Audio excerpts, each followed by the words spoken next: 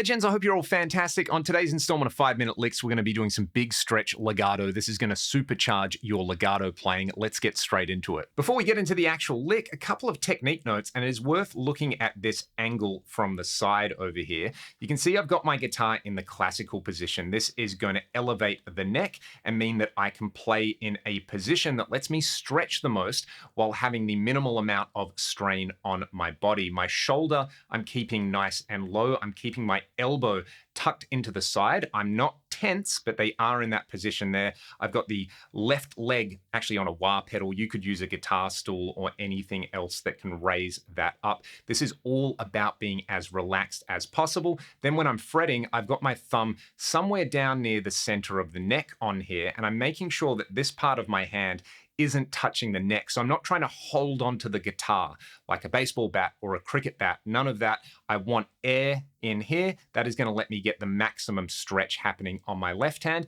And throughout all of this, try not to fret too hard with your left hand. You just want to use the minimum amount of pressure to articulate the notes and nothing more. The basic version of the exercise is practicing hammer-ons on the E and the B string with an increasing distance between our fingers on here. So we're going to start off by playing a semitone followed by a tone. You can do this at any set of frets that you like. I'd recommend starting at fret 12, so you'll have fret 12, 13, and 15 on the top two strings like this.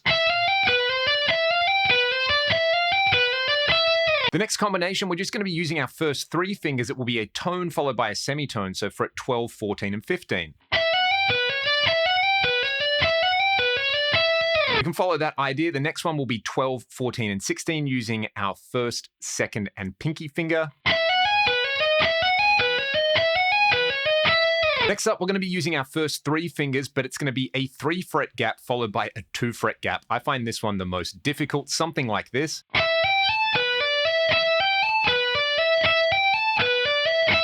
Next, we're laying out a diminished arpeggio by doing 2 minor thirds consecutively. And then finally, a minor arpeggio on each string. So we're going to be doing a minor third stretch followed by a major third stretch. This will be fret 12, 15, and 19 on each string.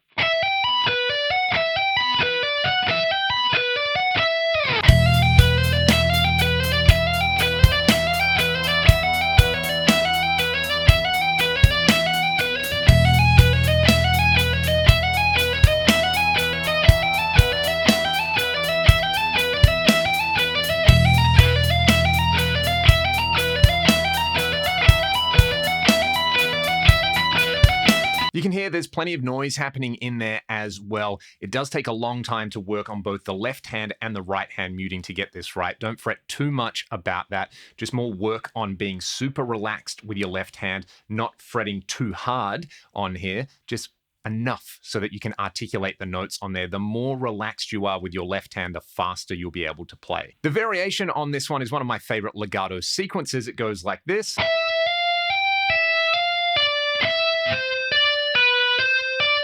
You'll notice that I'm doing hammer-ons from nowhere on there. Again, it's a payoff between fretting just hard enough to articulate the note and being relaxed enough so that you don't tense up on there. A great video I'd recommend watching about this is Tom Quayle's Lazy First Finger Syndrome. That is one that really changed my legato technique. Let's hear this one in context.